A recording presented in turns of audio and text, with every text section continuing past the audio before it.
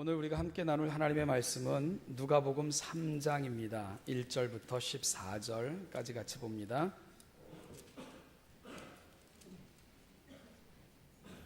누가복음 3장 1절부터 14절 말씀을 교독하는 방법으로 함께 읽겠습니다. 디베리오 황제가 통치한 지 15해 곧 본디오 빌라도가 유대의 총독으로 헤롯이 갈릴리의 분봉 왕으로 그 동생 빌립이 이두레와 드라고니 지방의 분봉 왕으로 루사니아가 아빌레네의 분봉 왕으로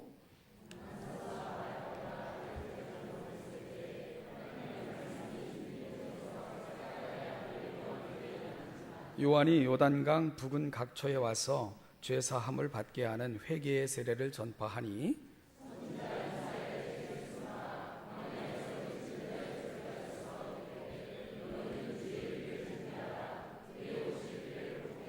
모든 골짜기가 메워지고 모든 산과 작은 산이 낮아지고 굽은 것이 곧아지고 험한 길이 평탄하여질 것이요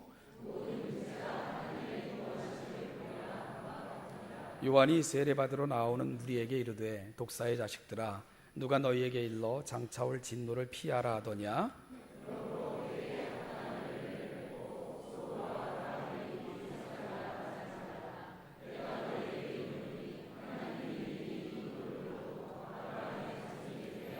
이미 도끼가 나무 뿌리에 놓였으니 좋은 열매 맺지 아니하는 나무마다 찍혀 불에 던져지리라. 대답하여 이르되 옷 2벌 있는 자는 옷 없는 자에게 나눠줄 것이요 먹을 것이 있는 자도 그렇게 할 것이니라 하고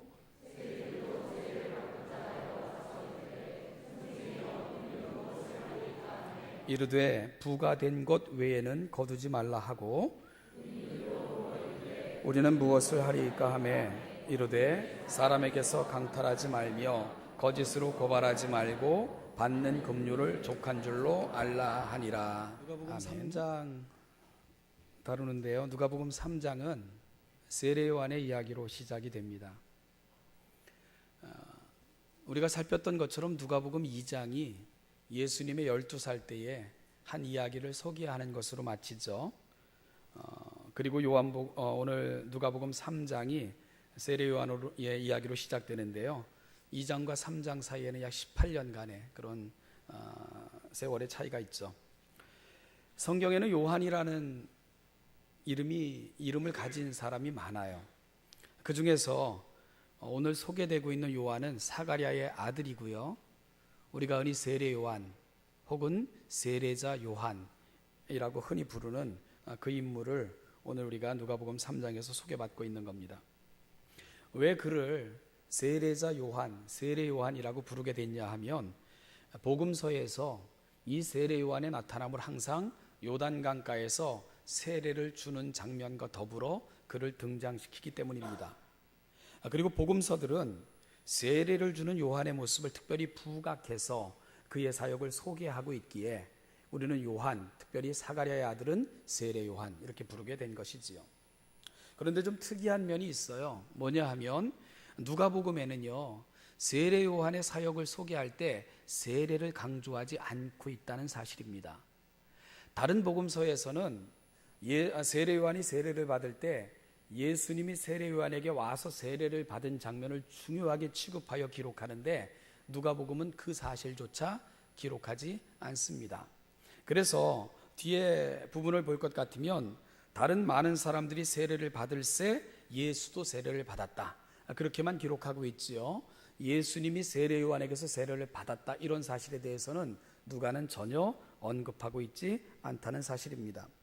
단지 누가는 세례 요한의 세례를 특징적으로 드러내지 않는 반면 그의 설교를 부각시키고 있는 것을 우리가 보게 됩니다. 그래서 누가복음에서 세례 요한을 소개할 때 그의 특징은 설교자 요한으로 그렇게 오히려 그 특징을 드러내고 있는 것을 우리가 바라보게 된다는 겁니다. 자, 그렇다면 오늘 우리가 누가가 소개하는 세례 요한의 사역에 있어서 그러면 우리가 중요하게 취급해야 되는 게 뭐냐? 그의 설교라는 거죠. 그러면 우리가 여기서 이런 질문을 해야 됩니다.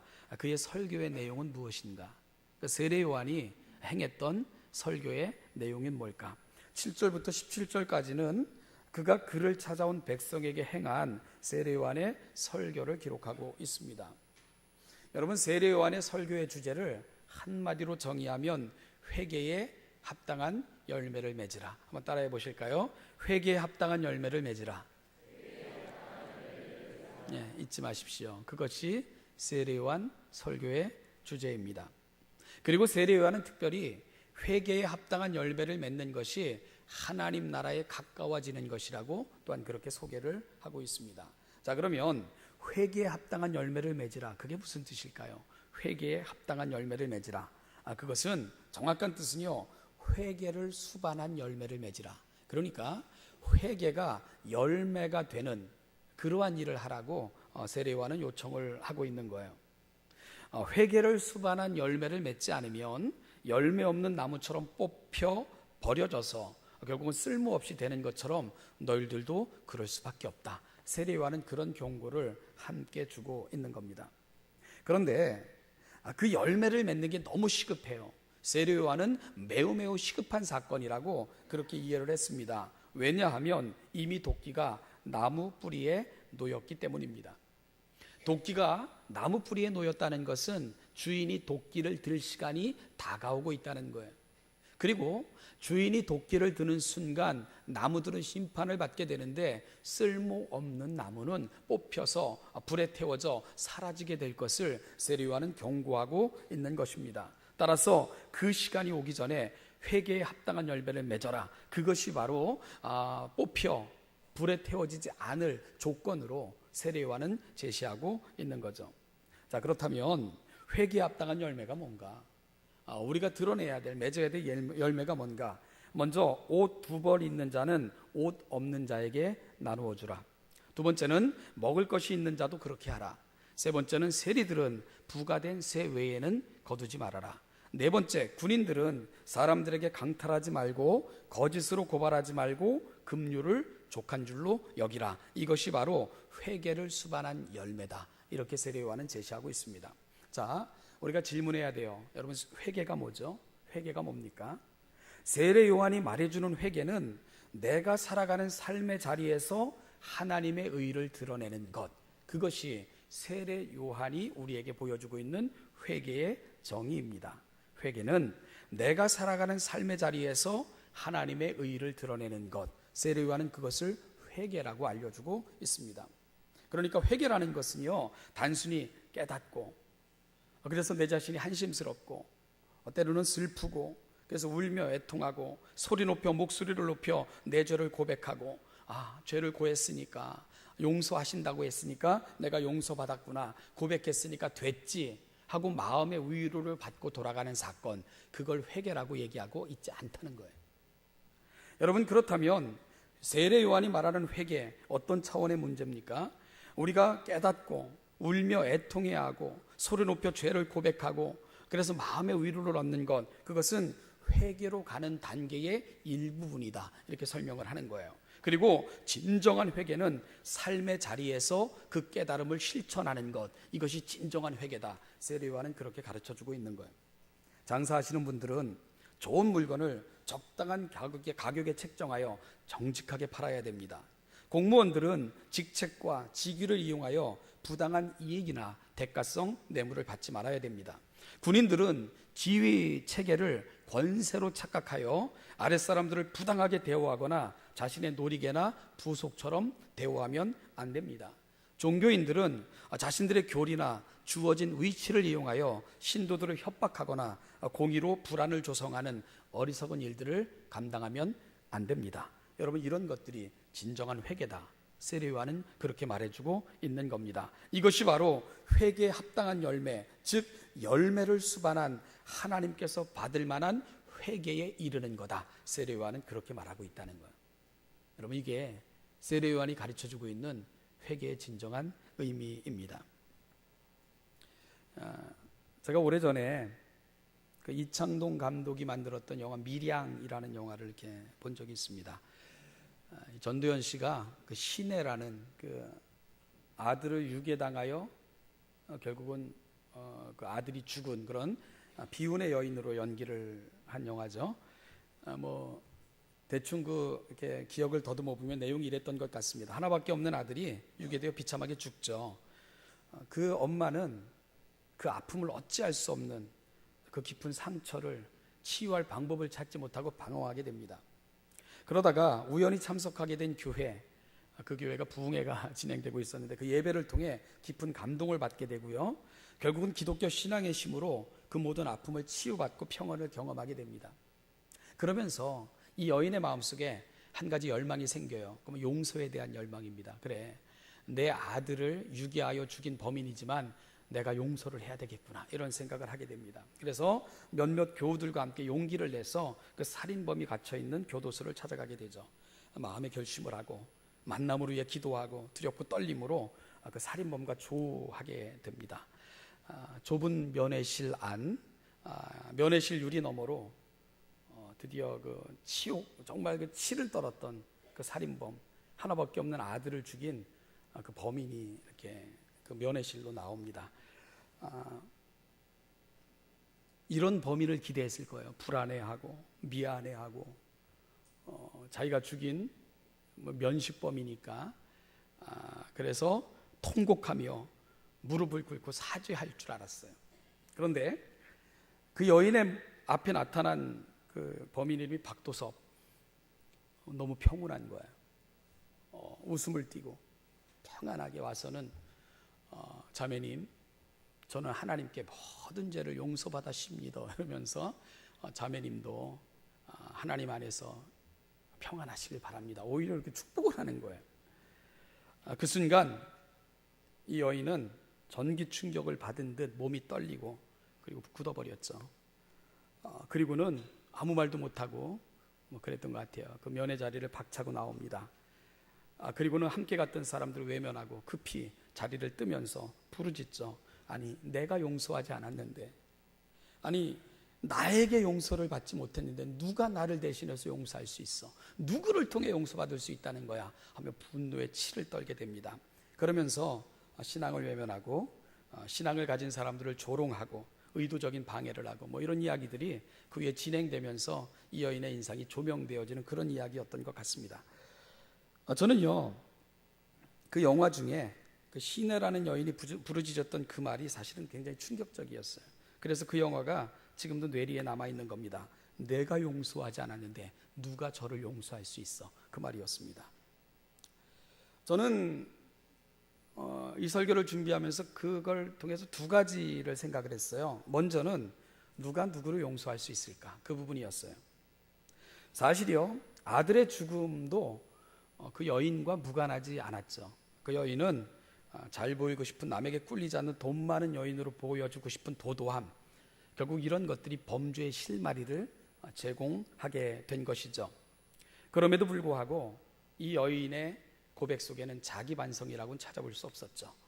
모든 것을 남의 책임으로 돌리는 그 무책임함과 저급한 욕망, 그런 것을 보는 것 같은 씁쓸함이 제 마음 한켠에 있었습니다. 그런데요, 그것보다 더한 충격이 있었어요. 그 신앙의 본질에 대한 문제였습니다. 신앙이 하나님을 들이대면 다 끝나는 건가? 그런 의문이 사실은 제 마음에 들었어요. 하나님께 회개하고 용서받았고 마음이 평안하면 그것으로 다 되는 건가? 이게 회개인가? 여러분, 성경은 그런 회개를 가르친 적이 없다는 겁니다. 하나님은 회개하는 우리에게 말씀하세요. 알겠니? 이제 가서 용서하고 용서를 구하고 그리고 다시는 그렇게 살지 말아라. 성경은 항상 그렇게 우리의 회개를 제시하고 있다는 겁니다. 그래서 예수님은 늘 부탁하셨던 것이 죄를 지은 사람을 일으켜 세워주고는 다 가서 다시는 그런 죄를 범치 말아라, 이렇게 부탁을 하셨던 겁니다. 그게 회개예요. 돌아서는 거. 내가 살았던 삶의 자리로부터 돌아서서 그 죄악으로부터 떠나는 거, 성경은 늘 이걸 회개라고 제시해요. 그런데 우리의 회개는 늘 감정의 여과 정도로 취급하고 있는 것 아닌가? 세례 요한은 그걸 지적하고 있는 겁니다. 누가복음 2장 52절에서도 예수님이 자라가시던 모습을 소개하면서 누가는 지혜와 키가 자라가며 예수님은 하나님과 사람에게 더욱 사랑스러워 가셨다, 이렇게 예수님의 성장기를 소개하고 있습니다. 여러분, 누구에게 사랑스러워 가셨다고요? 하나님께만이 아닙니다. 그리고 하나님께만이라는 개념은 애초에 기독교적 개념에서는 존재하지도 않아요. 사람에게, 그리고 내가 살아가며 더불어 살아가는 사람들에게 잘못하면서 하나님께 사랑스러워 가신다? 이런 개념은 애초에 존재하지 않는 겁니다. 그래서 신앙의 본질을 예수님께서는 하나님을 사랑하는 것, 그리고 이웃을 사랑하는 것은 같은 거다. 그러니까 어떤 얘기입니까? 기독교 신앙에서 항상 사람에게 보여지고 사람들을 대하고 사람들을 사랑하는 것은 늘 하나님을 향한 신앙과 같은 맥락에서 취급하고 있다는 것을 주목해야 된다는 겁니다. 즉, 우리가 대하는 사람들이 하나님 앞에 올려드릴 열매 맺는 회개라는 것을 성경은 늘 우리에게 가르쳐 주고 있는 겁니다. 회개에 합당한 열매가 뭡니까? 우리 삶의 자리에서 맺혀가는 열매, 그것이 바로 회개에 합당한 열매입니다. 종교적인 행위, 찬양하며 아니면 기도하는 가운데 우리의 감정의 여과, 이런 것들을 진정한 회개라고 말하지 않는 거죠. 사랑하는 신혼예담교회 성도 여러분, 우리가 예배 자리에 나올 때마다 하나님의 말씀을 대하고 묵상하며 읽고 들을 때마다 또는 배울 때마다 하나님의 말씀의 깊음을 경험하기 위해 사모하며 나아가시는 우리 신혼예담교회 성도들이 되기를 축복합니다. 크게 깨닫고 고백하고 결심하는 시간이 되기를 바라고, 그것이 우리 입술의 찬양이 되기를 소망합니다. 여러분, 그런데 거기서 끝나면 안 된다는 겁니다. 예배할 때마다, 말씀을 듣고 읽고 배울 때마다 하나님 내 가슴 속에 쌓아놓으신 은혜가 있다면 이 말씀 붙들고 살아가는 삶의 자리가 회개에 합당한 열매를 맺는 그런 자리가 되어야 된다는 겁니다. 나무는 늘 열매로 평가받는 법입니다. 이것이 바로 세례 요한의 메시지의 핵심입니다. 이것이 또한 우리의 신앙의 메시지가 되는 귀한 아침 되시기를 주님의 이름으로 축원합니다. 그런데요, 사실 세례 요한의 메시지가 오늘 본문에서 갖고 있는 중요성과 의미를 조금 더 깊이 이해하려면 우리가 오늘 본문이 위치하고 있는 그 구조와 맥락을 조금 더 살펴볼 그럴 필요가 있습니다.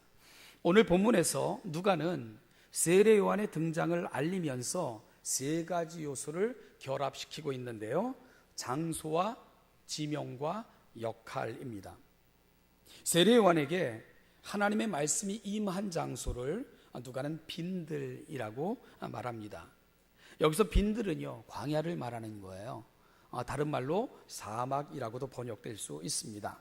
유대 광야는 그야말로 황량하기 이를 데가 없는 장소입니다. 인적이 끊기고 짐승의 울음소리와 위험이 도사리고 있는 장소, 그게 바로 광야입니다. 그런데 왜 요한은 그 광야로 들어갔는가? 이런 질문이 생기죠. 성경에서 광야는 여러 가지 의미를 안고 소개됩니다. 장소적인 광야도 있고요.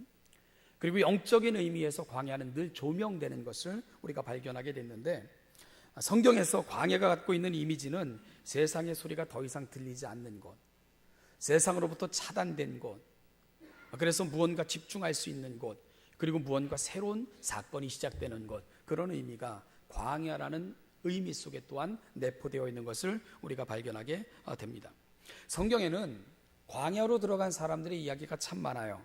다윗은 사울을 피해 광야로 숨어들었고요, 엘리야는 아합과 이세벨을 피해 광야의 동굴로 숨어들기도 했습니다. 그곳에서 죽기를 그렇게 간구했던 적도 있었고요, 예수님은 사역을 시작하면서 먼저 광야로 또한 들어가셔서 기도하는 시간을 가지셨습니다. 사도 바울도 예수님을 만나고는 아라비아 광야로 들어가서 3년 동안 묵상과 기도의 시간을 가졌던 것을 또한 우리가 확인할 수 있게 됩니다.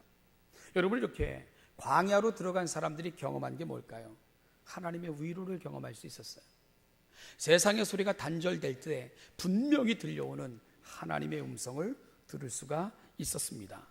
그들의 인생의 도움이 오직 하나님께 있다는 것을 배웠을 뿐만 아니라 하나님의 마음, 하나님의 위로와 원하심이 어디로 가고 있는가를 배울 수 있었던 장소, 그곳이 바로 하나님의 사람들에게 있어서 광야였던 것을 우리가 듣게 됩니다. 세상으로부터 오는 소리가 끊어지니까요, 비로소 하나님의 음성이 들려오기 시작하는 거예요. 세상의 소리가 너무 번잡하게 들려오면 우리가 하나님의 소리는 들을 수가 없습니다. 들려오는 것 같아도 혼합된 그런 음성만 들을 수가 있죠. 이것이 바로 광야가 전해주는 이미지입니다. 세례 요한이 광야로 들어간 것은 바로 하나님의 음성을 구하기 위함입니다. 세례 요한은 어릴 적부터 부모님으로부터 자신의 사명에 대해서 들었을 것입니다. 그는 이 사실을 가슴에 담고 살아왔을 것을 우리는 문맥을 통해서 추측할 수 있게 됩니다. 그리고 그의 나이 30이 되자 그는 광야로 들어간 것입니다. 여러분, 유대인에게 있어서, 특별히 유대인 남자들에게 있어서 30은 굉장히 중요한 의미를 가져요. 그래서 성경은 어떤 사람을 소개할 때 공직에, 관직에 어떤 특별한 임무를 맡을 때 그의 나이 30이었더라, 이런 표현을 즐겨볼 수 있을 거예요. 유대인들에게 있어서 30은 공적인 어떤 직무를 감당할 수 있는 그 나이를 30으로 보기 때문에 그런 겁니다. 여러분, 세례 요한이 광야로 들어간 시간, 바로 그의 나이 30이 됐을 때예요. 그가 이제 부르심에 합당한 나이가 됐다는 것을 세례 요한은 알게 된 것입니다. 그리고 그는 어릴 적부터 품었던 그 비전을 확인할 수 있는 시간이 그에게 필요했던 것입니다. 그가 어릴 때부터 들었던 말씀이 뭘까요?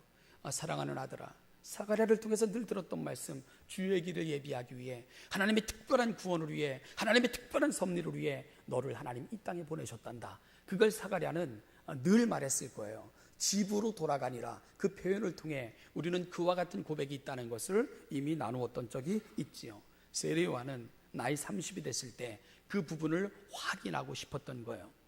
여러분, 유아 세례가 그런 거 아니겠어요? 부모로부터 들었던 신앙을 내 신앙으로 받아들이는 사건, 내 입으로 고백하는 사건. 아마 세례 요한은 나이 30이 됐을 때 부모님으로부터 끊임없이 확인되어졌던 그 사실을 자기 신앙으로 삼기 위해, 하나님의 음성을 구하기 위해 광야로 들어갔을 것으로 그렇게 추측할 수 있는 이유가 바로 여기에 있는 겁니다. 세례 요한과 예수님은 동갑입니다. 6개월 차이가 나죠. 세례 요한이 6개월 빨라요. 그런데요, 그 6개월이 사실은 6개월 뒤에 고정되어 있다는 걸 여러분 아시나요? 세례 요한은 그 6개월 동안, 6개월 후에 이 땅에 시작하실 예수 그리스도의 사역을 그렇게 준비하고 있었던 거예요. 결국 6개월 뒤에 예수님은 공적인 30이 되십니다. 그리고 예수님은 공적인 생애를 시작하실 거예요. 바로 이사야 선지자 때부터 예언되어진 메시아의 시대는 바로 이렇게 한치 오차도 없이 세례 요한의 광야로 들어가는 사건과 하나님의 말씀이 뱉던 사건과 그가 그 하나님의 음성을 듣고는 예수의 오심을 예비하고 그렇게 예수님이 그때에 맞춰서 정확히 이 땅에 또 그 사역을 시작하시고, 이 모든 것들이 하나님의 섭리 가운데 완벽하게 맞춰지고 있다는 것을 우리가 확인할 수 있는 부분입니다. 일찍이 이사야 선지자는 이렇게 예언을 했습니다. 저만 계속 얘기하면 졸릴 수 있으니까 우리 4절, 5절 같이 한번 읽어보겠습니다. 시작. 선지자 이사야의 책에 쓴 바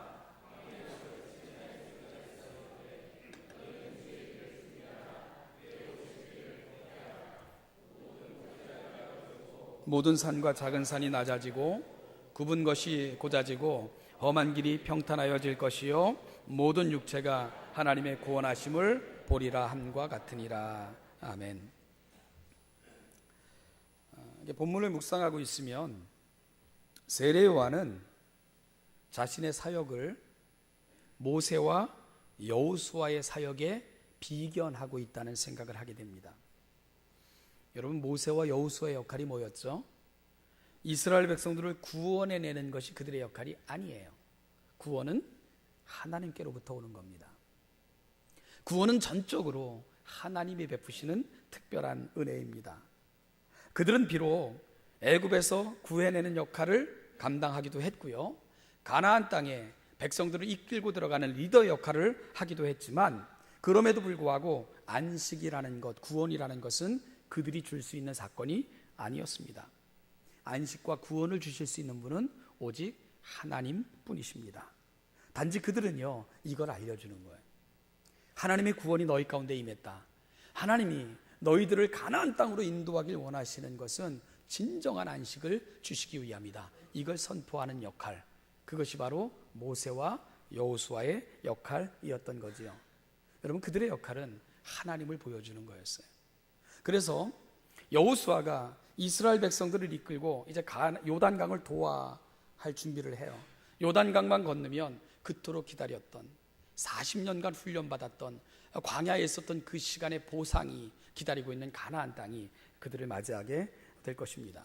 그런데 여호수아는 요단강을 건너는 조건을 딱 한 가지로 제시를 해요.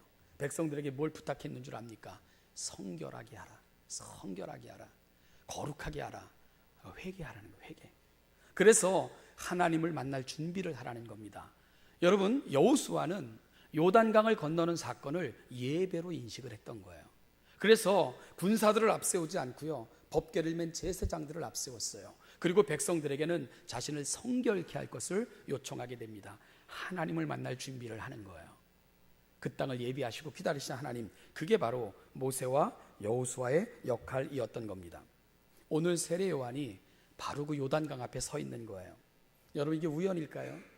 세례를 베풀려니까 물이 있는 곳, 그리고 자기가 살던 가까운 곳에서 행하려니까 그가 요단강에 서 있었던 건가요? 그런데 본문을 잘 묵상해 보면 이 세례 요한은 한 군데만 있었던 게 아니에요. 요단강을 주변으로 계속 돌면서 이 복음을 계속 전했던 것을 우리가 확인할 수 있게 됩니다. 그리고 물은요, 다른 곳에 얼마든지 있을 수 있어요.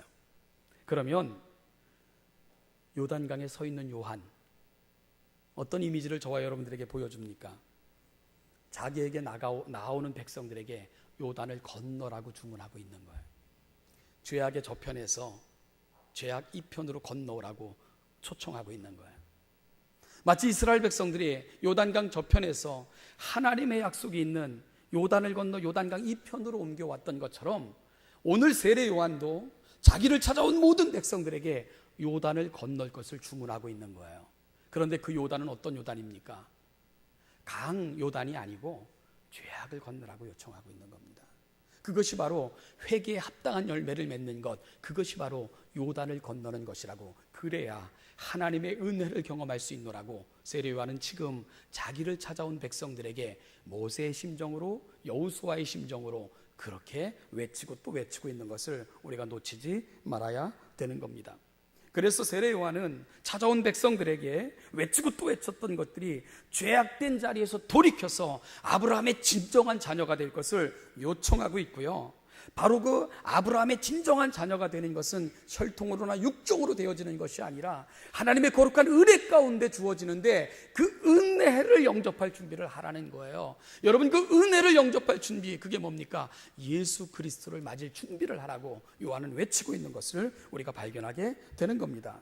그것이 바로 광야라는 장소, 그리고 요단강이라는 지명, 그리고 메시아를 기다리라고 외치는 그의 사명이 아름답게 조화되어 지금 하나님의 거룩한 음성, 그 때와 선리가 백성들에게 들려지고 있는 사건, 그것이 바로 세례 요한이 갖고 있는 그 사건의 아름다움인 것을 우리가 보게 되는 겁니다.